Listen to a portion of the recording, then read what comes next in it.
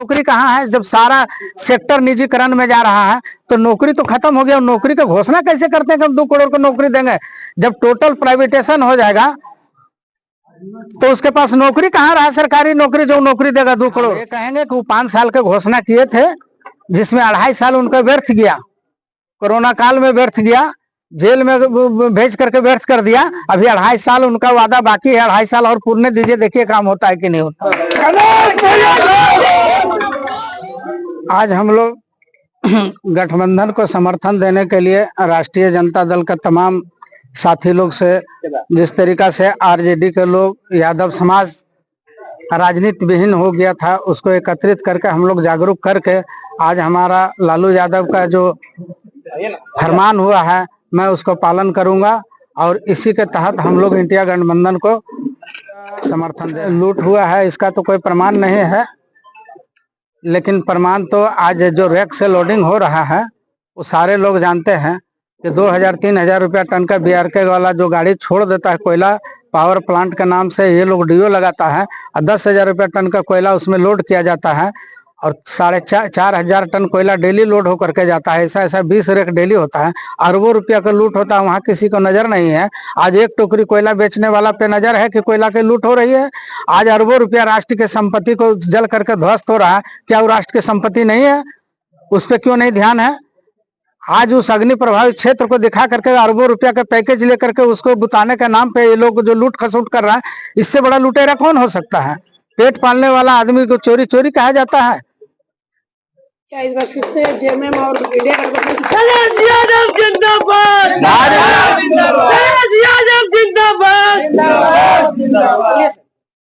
भारी से भारी मोहम्मद से जीतने जा रही है इंडिया गठबंधन। अरे भरम फैलाना छोड़ दे कोई कि यहाँ पे बीजेपी का सरकार पुनः दोबारा आएगा।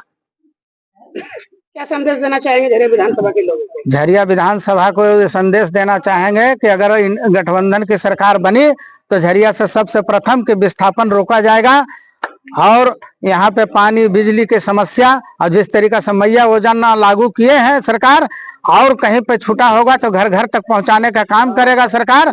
और आने वाला दिन में इसको 1000 से 2100 करने जा रही है सरकार, 2500 करने जा रही है।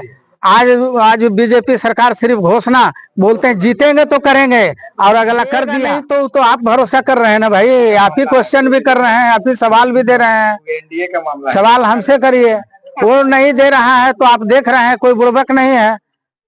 जब उसको जुमला साबित कर दिया तो देगा क्या? सबसे पहले तो एक बात आपको बता दें कि इंडिया गठबंधन जो है पूरे झारखंड में जो सरकार काम की है, कोरोना के बावजूद भी 2.5 साल में जो काम की है, मैया योजना के साथ साथ बहुत सारा काम किया है कि इसके आधार पे इंडिया गठबंधन यहाँ जीतेगी।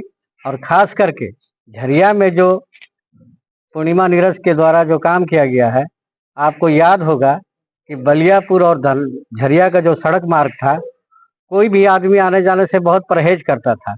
बहुत महिलाएं अपने हस्बैंड के साथ जा रही और प्रेग्नेंट है, वो गिर जाती थी। लेकिन आज देखिए उस सड़क के बन जाने से कितना बढ़िया लोगों के आवागमन का साधन उपलब्ध हो गया। साथ ही साथ आप देखेंगे कि आपके पहले भी यहाँ हॉस्पिटल बना बनियाहिर में, आपको पता होगा, जो वहाँ वहाँ चारागाह हो गया लोहा चोर का और चोरों का वहाँ अड्डा बन गया। लेकिन पूर्णिमा के द्वारा जो झारखंड सरकार से ये पास करा करके हॉस्पिटल यहाँ जेलगढ़ा नेहरू स्टेडियम के बगल में बनाया गया है, जो तैयार लगभग आधा तैयार हो गया है और आधा में काम लगा हुआ है। और एक बात और बता दें आपको कि जो आरएसपी कॉलेज इनके पहले संजीव सिंह के विधायक काल में जो चला गया था उठ करके, जबकि उसको बचाया जा सकता था, लेकिन उन्होंने बचाने का काम नहीं किया, उजाड़ने का काम किया। और पूर्णिमा सिंह ने उसको पुनः कैबिनेट में पास करा करके उसको झरिया में बनवाने का काम किया, ये उनको श्रेय जाता है।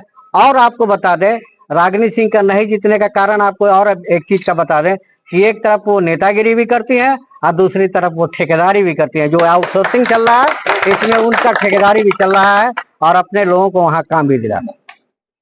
क्या नाम है आपका? मुनीलाल राम।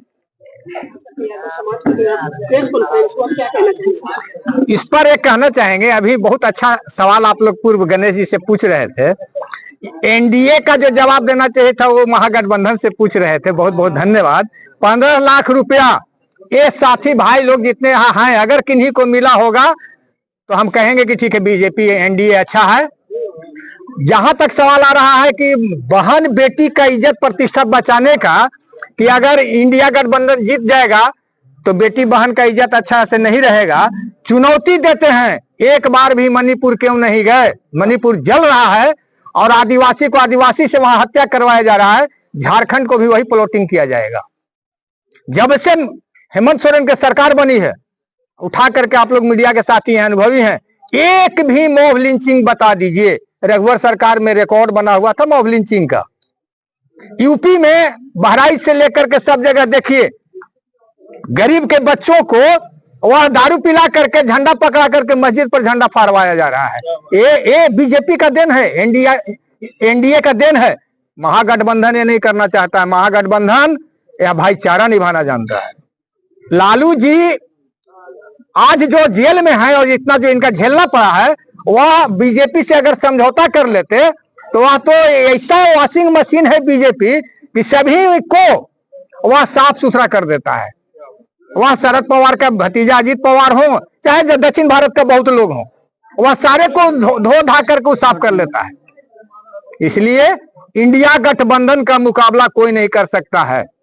और इंडिया गठबंधन बहुमत ही नहीं, भारी बहुमत से झारखंड में सरकार बनाने जा रही है।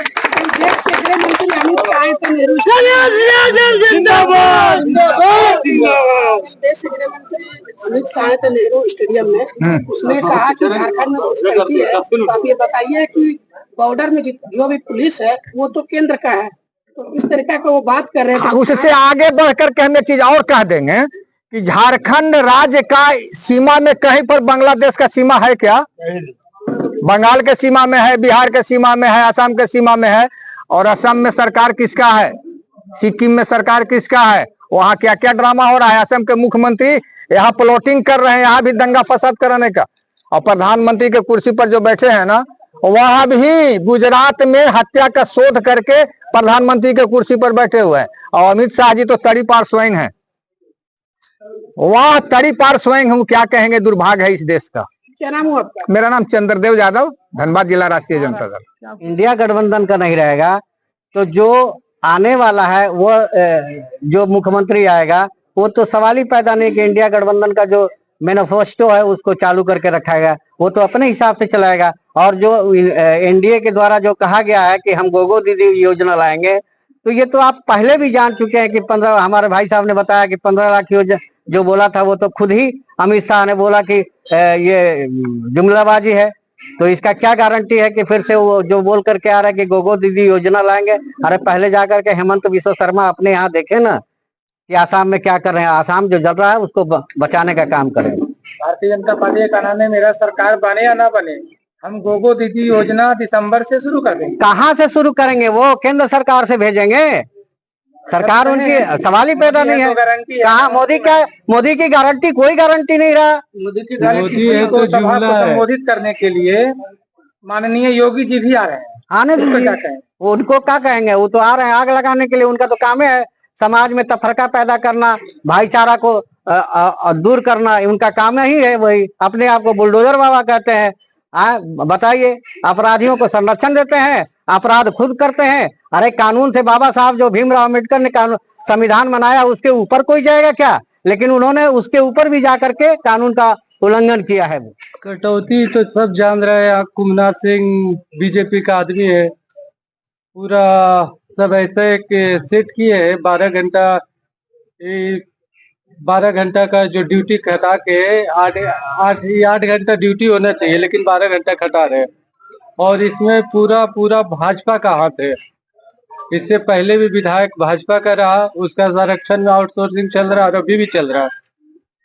इसके लिए हम सब इस बार अगर हमारा सरकार बन रहा है इस पर, तो हम आरजेडी के तरफ से बोल रहे हैं जो 12 घंटा का ड्यूटी 8 घंटा मोदी जी का सरकार है जो जुमला से चल रहा है। और पूरा भ्रष्टाचार से ज्यादा क्वेश्चन उनसे होना चाहिए कि 12 घंटा क्यों हो रहा है। आज झारखंड का 1,36,000 करोड़ रुपए। प्रधानमंत्री और गृह मंत्री जो है तड़ीपार है।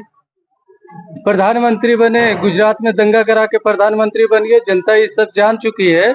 इस पर अगर मेरा समय आएगा, प्रधानमंत्री बनेगा, इस पर सब पर हिसाब हम सब रख रहे हैं। सबका सूद समेत ये हिसाब दिया जाएगा। जो है ना, जो इंडिया को गठबंधन किए, इसलिए मुस्लिम यादव यहाँ भी तो किया कि भाई विकास नहीं किया तो विनाश भी तो नहीं किया।